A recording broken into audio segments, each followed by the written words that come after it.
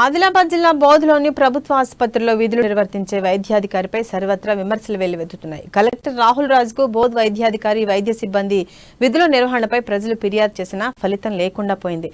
ప్రభుత్వ ఆసుపత్రిలో చికిత్స పొందుతున్న ఓ రిపోర్టర్ని పరామర్శించడానికి వచ్చిన ఎంపీపీ తుల శ్రీనివాస్ కి రోగులు తమ గోడును వెళ్లపోసుకున్నారు. గర్భిణీలు ప్రసవాల కోసం వివిధ ఆపరేషన్ల కోసం ఆసుపత్రి సూపరింటెండెంట్ కోసం వేచి చూస్తున్నారని, సదరు వైద్యాధికారి ప్రభుత్వ హాస్పిటల్లో విధులు నిర్వహించాల్సిన సమయంలో తన సొంత హాస్పిటల్లో వైద్యం చేస్తున్నారని ఆరోపించారు. దీనిపై ఆరా తీసిన ఎంపీపీ సూపరింటెండెంట్ బాగోతాన్ని బయటపెట్టారు.